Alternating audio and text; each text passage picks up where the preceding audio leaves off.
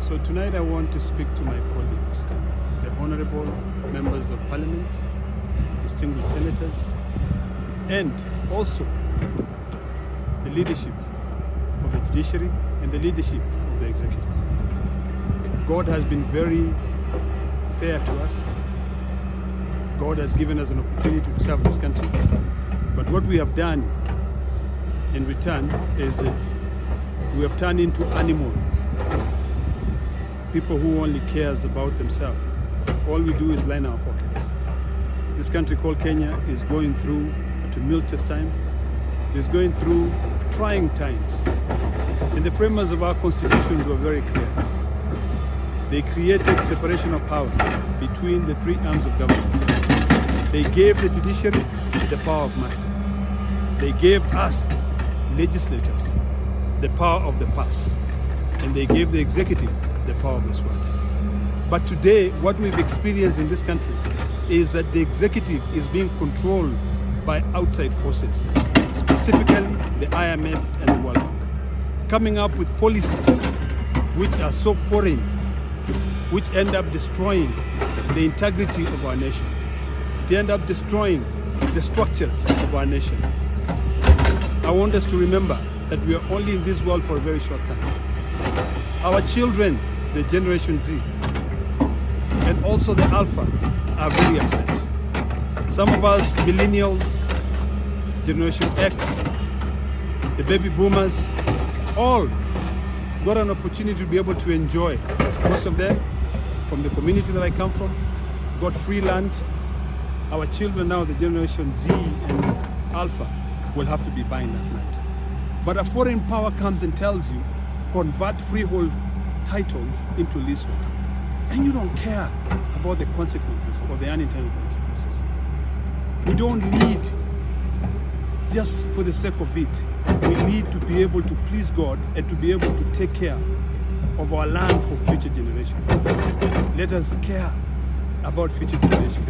There's something called intergenerational fairness, which all of us must put ahead to make sure that anything we do it for generations to come. So I want to remind members of parliament that you're not there because you were elected by the president. He too went to the voters and asked to be elected. But the moment you get there, you know, and I know very well, and I want to look at you straight in your face. And if I'm lying today, please tell me so. You know we are enticed with money. We are given tokens. Sometimes we are told, pass this bill, you get some little money. For what? And you're just gonna fucking die and leave all those things here. In fact, you'll even take that money, you'll go buy the most expensive bottle of whiskey, drink it, go to the best restaurants, sometimes even go get a chick there. You know, and then what happens? You fucking go and shit. The Generation Z are pissed off, and they have a right to be pissed off. I want you to also now plead to our children to forgive us. This morning, I was watching a woman who just lost her child, cursing our generation, cursing the president and his family. Is that what we really want?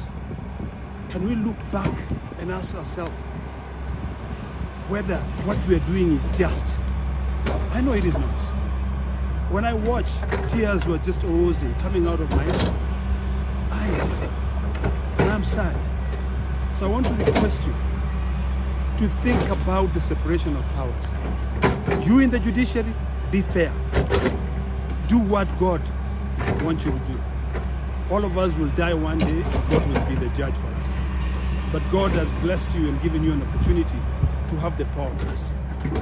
Make sure you interpret the Constitution properly. You in the legislative arm of government, my colleagues, let us think about the future of this country. Let us not just vote for the sake of voting. Let us stop this nonsense of worshipping our party leaders. Let us stop this nonsense of worshipping the executive, such that the Speaker of the National Assembly even stops the broadcast of a public body proceedings of the National Assembly. You stop them. You don't want them to be broadcast. Shame on you, Gachagua. You're with me in the Senate. You know, it is ludicrous.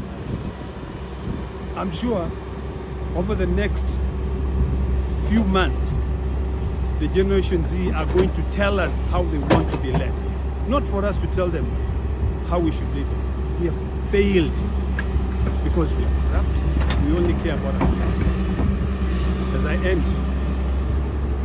if in these 2 months we meet our fate, or our destiny, or our doom, so be it, because we surely deserve it.